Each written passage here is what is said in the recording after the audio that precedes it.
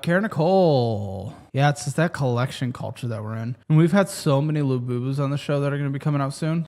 Crazy. What the is a LABUBU? Someone said on that video, that is what a French person calls an injury. LABUBU.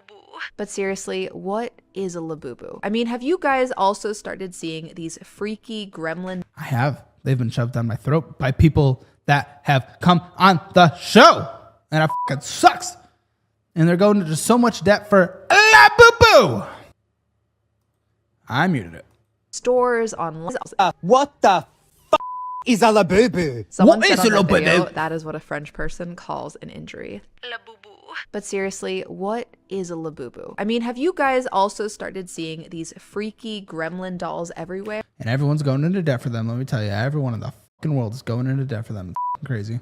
In stores, online, hanging from people's bags. These plush toy monsters that are popping up everywhere are called LABUBUs, and I had no clue what they were until you guys started commenting about them in my recent video on the downfall of Stanley Cups. For some reason, I had read the word LABUBU in comment sections before. Yeah, Stanley's has kind of disappeared overnight, haven't they?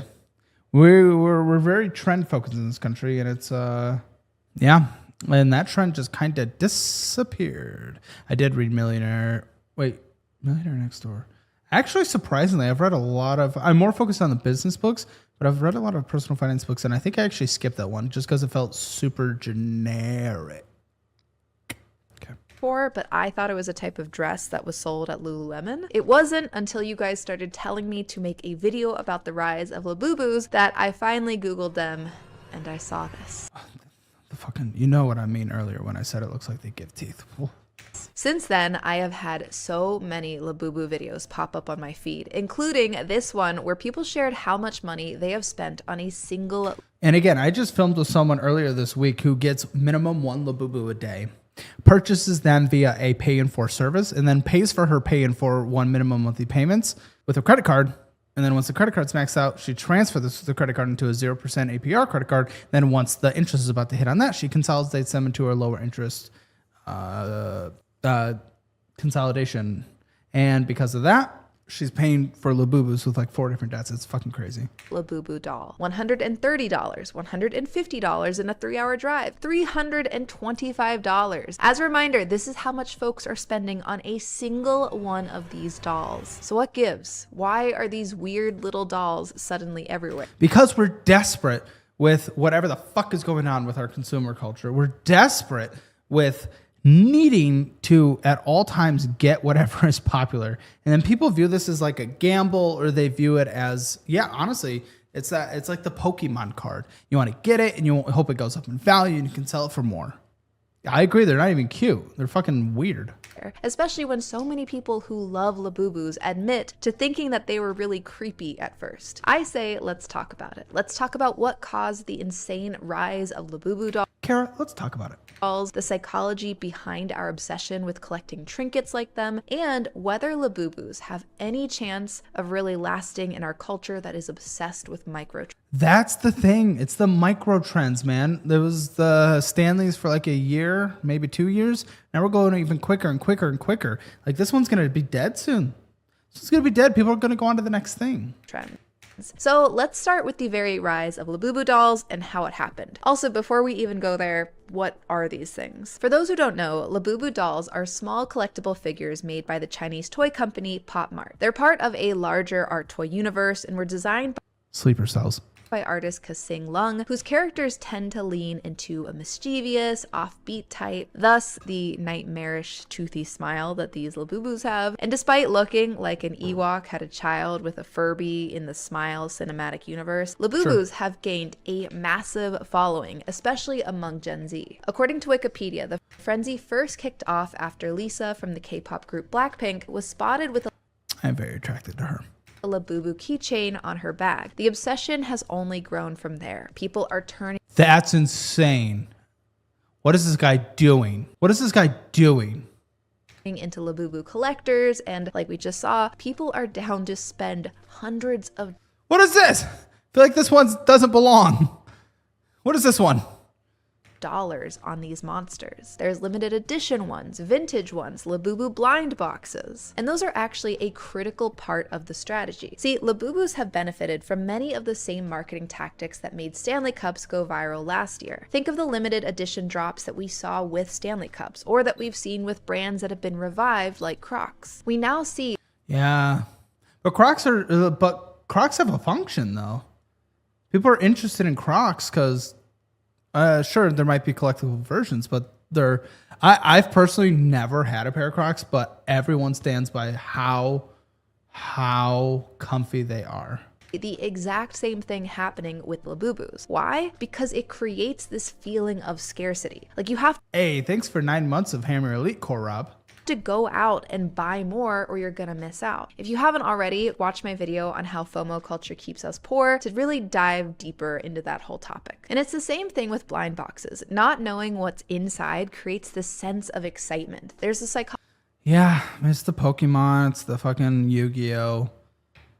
And this has been since forever, right? And it makes sense. It's that gambling sensation. concept called variable reward systems. And the idea is that we get hooked to activities that provide us unpredictable rewards. I get hooked when you guys sign up for Hammer Elite. When we don't know if our blind box is going to have that special LABUBU that we want, we are flooded with anticipation and desire. And when we open the box, we either... What if you open the box and get an Adolf LABUBU? What if they make one Adolf LABUBU? Just one. It would be worth a lot. Just one. Then all of a sudden, that thing's an ultimate collectible. You can sell it for whatever you wanted. get disappointment that feeds more into the desire, or we get this rush of pleasure for having the LABUBU that we want. I'm only getting a rush if I unpack a LABUBU and it has a small stash. And then it feeds right back into desire. This leads to many just buying more and more blind boxes so that they don't miss out on the item that they really want. Now we'll dive more into the psychology of collectibles as well, but it's important to realize that what's driving the LABUBU obsession right now is not new. It's not new, but it's certainly effective. Recently, it was reported that London's fashion retail scene was reselling certain LABUBUs for $1,000. I'm gonna fucking, it's fucking, let's cancel society. And the LABUBU rise has led to Pop Mart beating profit expectations and making $427 million in 2024, which disgusting. seems like Disgusting for fucking LABUBUs. a ridiculous amount of money made by just selling monster dolls. But it's less surprising when you realize how many LABUBUs people are buying. Armies of these expensive gremlins. And while of course people can spend where they want, it does strike me as really crazy to spend so much money on dolls that are likely going to be out of style. Yes, exactly. The style, it just goes out of style so quick. Why are we doing this? Out of fashion in just a year. And then what? It's going to be clutter. It's going to be trash. There isn't a utility to LABUBUs beyond being a LABUBU. Oh yeah? Says who? I, for one, love my LABUBU. Oh geez, it's my arch nemesis Hat Kara. It's the version of Kara who is awful at... Hat Kara's a cunt. But regular Kara, she's pretty cool. We like regular Kara. Hat Kara's a cunt. Hat. And LABUBU. I'm a LABUBU gal. Of course you are. But come on, you have to admit that LABUBUs don't have a real functional use. I mean, they're just a status item. Like when this craze is all done, what are you gonna do with all your LABUBUs? Are you gonna stitch them up and sleep on them? You know what? Maybe I will, okay? Who's to say that 300 LABUBUs all stitched together wouldn't make a very comfortable mattress? A LABUBU centipede. We would love to see it. That is called a poverty centipede. I think if you really wanted a comfortable mattress, you would go with some... All right, so we have a sense of how LABUBUs got big in the first place and the psychology... I'll give her here you go. There you go. I like the video. I made up for it. ...behind why their scarcity-driven marketing is so effective. But what about the psychology behind why people are obsessed with collectibles in the first place? I mean, this isn't the first time that we have seen a trend like LABUBUs grip the public attention. We have seen Smiskies before, something I covered in my De-Influencing Your Holiday Wishlist video. We've seen Sunny Angels. Ah! Oh, fuck, am I getting banned for this? This feels very pedophile-y. Oh, shit, I have a pedo mustache. Fuck! I don't like at all. Get away, get away, get away, get away. Okay, We've seen Jellycat. Well, I feel like we just got banned on Twitch for that. Whew. Whew. Whew. But I just got canceled for fucking LABUBUs. fuck. All right. I'm going to go put the fries in the bag. And squishmallows. And back in the day, we saw Beanie Baby collections running this world to the point. Dude, yeah, Beanie Babies when I was a kid. I had a cousin that was obsessed with them. Shit, guys. Sorry, we're canceled.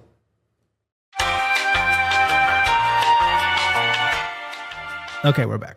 Where people were convinced that they were going to outpace the stock market. People were feral about Beanie Babies, myself included. I was like 5, but I did have a lot of Beanie Babies. I think this history tells us two very... You know, I was obsessed with the Star Wars action figures back in the day. You know, the ones that were about this big, which is huge, by the way. Huge, by the way. Massive. And respected across the board. And does, in fact, provide what is needed. Huge. And I loved them. They were so much fun. I had a whole bag of them. Then I gave them to my youngest brother once I passed, the age of playing with toys, and he never played with them. But those were big and very satisfying. You are 100% correct, chat.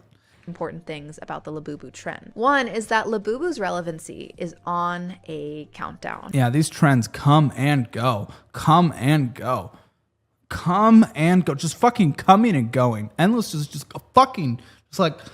Oh! I cannot envision a world where these are a trend that ends up staying. I think that LABUBUs will follow the same. Especially because someone on TikTok eventually or Twitter is going to find a way to say that these are racist, and then they're gone. Gone. Same way that so many hyper-consumerist microtrends fall, which is eventually becoming clutter and this weird meme that we look back on. And maybe those who spent thousands of dollars on LABUBUs will flinch when they think about what that money could have been worth. No, that's the thing. Those people do not have fucking reflection. I have talked to them. I've had many LABUBUs on this show now. Not all the episodes have come out. The first one came out yesterday. No, they do not know how to reflect on their past purchases. They just go on to the next fucking trend. I had the Stanley people in the past. No, there's no reflection. No. If they had invested it instead. So that's one thing that we can learn from history. Invested, they're certainly not reflecting on if they should have invested instead. Maybe when they're 65, they'll cry and be like, why isn't no one taking care of me? Well, you got fucking LABUBUs. Your fault. The other is that humans love collectibles. What is it about us that makes us so into accumulating matching trinkets and It's true. I like to accumulate subscribers to Hammer Elite. It gets me off. Displaying them together. When I researched this topic, I came across multiple publications drawing a very clear distinction between collecting and hoarding. Because on the surface, collecting could look something like hoarding, but the two are different. As this paper explains, collecting is a widespread normative human activity. The key difference is how symbolism plays into a collector's mindset. Collectors feel like the items that they are collecting somehow symbolize qualities about them.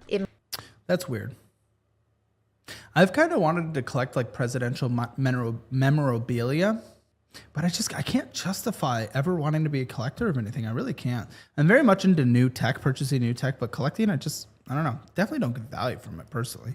I don't know. Might be cuteness, joy, a sense of humor, innocence, playfulness, or it could be ruggedness, cleverness, worldliness, a symbol to show that you're intelligent and you have depth. For LABUBUs, here is... Yeah, but at least Legos are cool. Come on, at least that's kind of cool, right? A LABUBU's not. You can do so much with Legos. And you can pass some time. You can pass down a LABUBU to a kid, but it'll probably fucking give it nightmares. Worldliness, a symbol to show that you're intelligent and you have depth. For LABUBUs, here is my read on what people are subliminally trying to express about themselves when they have one. That they have the brain capacity of 5-year-olds. Girlfriend, I did not say that. I know you want a LABUBU. You're the smart one. Looking at a LABUBU, there's this contrast that's going on, right? Ignore the face and you have this cuddly, adorable figure with cute clothes. Add the face in, and now you're looking at something a little more off-putting. It's mischievous, surprising. It has a slight... There's a 3-pack-a-day smoker in there who's probably coming over from a wild hangover and did a bump just to get him through the day. For a fact that's who's behind the LABUBU. Edge to it. So think about what that ends up communicating. If you're collecting LABUBUs and therefore they're meant to represent a certain part of who you are, what are you trying to... If you are getting LABUBUs to represent who you are, We need to put you in a camp. No, Twitch, I am not advocating for putting people in a camp. Twitch, this is what we call me trying to make a joke. Even if it did not work, it's called an attempt. LABUBU! Message. I think it's that, hey, I'm a cute person. I can look adorable and Well, this is a cute person. That is true. But she does not have a LABUBU. fashionable and tiny, but I'm not just cute. I've got a surprising side of me that is a little weird, a little rebellious. That's a little weird. Guys, I'm so rebellious. I have a fucking LABUBU. But here's my little cute thing. Let me make sure that's actually in camera. Oh, it's not getting it. I have The Rock on a slug. It's The Rock. But I love the noise it makes. Oh, yeah. Yeah.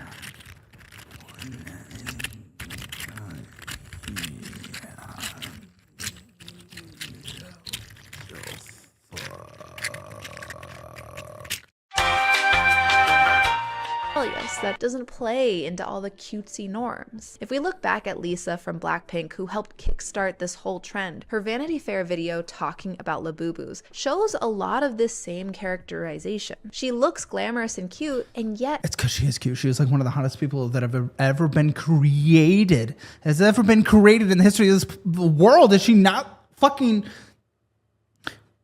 has a unique and quirky side to her. What I'm getting at is that we use trinkets and collectibles as a way to express ourselves to others. And by doing so, we can also try to find some sense of community. Something that I found really interesting. You know, I only know one Blackpink song, but I did watch her in The White Lotus. White Lotus, awesome show. Love it. Interesting about the LABUBU trend is this sense of if you know type language used in the community. Like the differences between a LABUBU and a LAFUFU, which is the term for a fake LABUBU.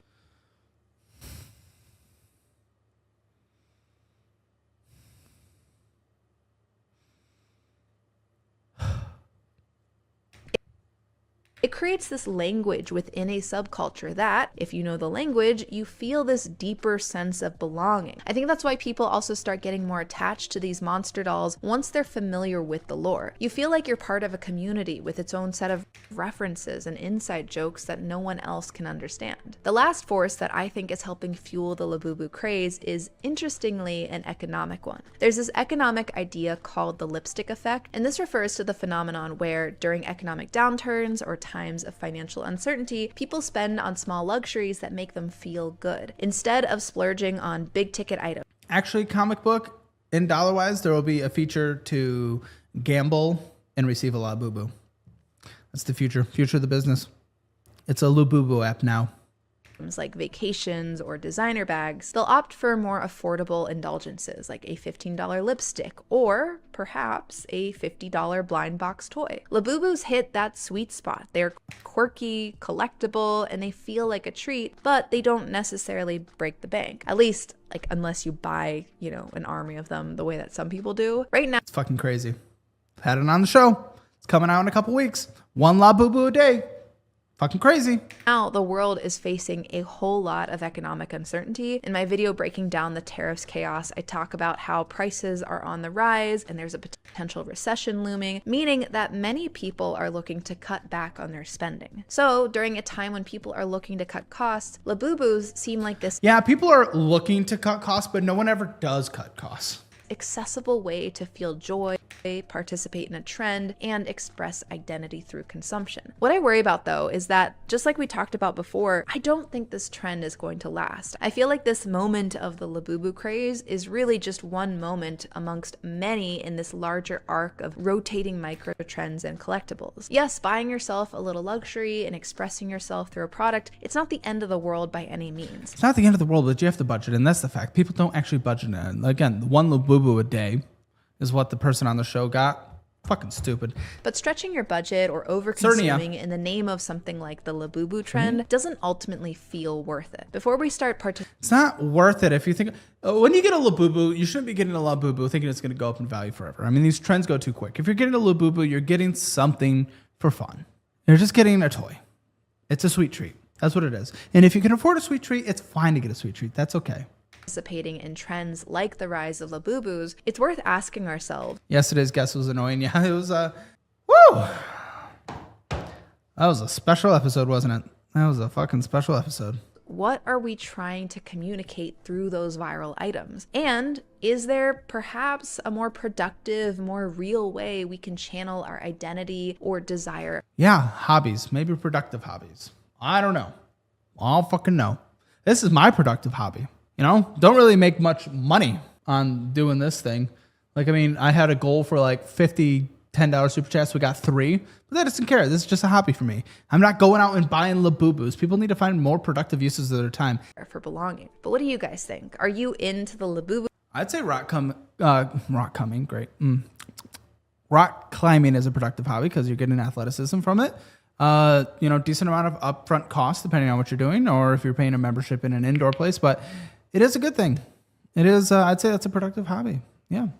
Trend, or do you know someone who Yeah, same with surfing. is? And if so, what do you think about this rise of LABUBUs and their potential downfall? Let me know your thoughts in the comments below and what topics you want to see me cover next. If you like this video, check out my video on the downfall of Stanley Cups that I recently posted. That is where the idea for this video came. And be sure to subscribe for more videos about the intersection of money, media, and culture. Thank you so much to my patrons on Patreon and those on Buy Me a Coffee for supporting this channel. And thank you all so much for watching. I will see you next time. Bye. It's interesting, right? It's interesting.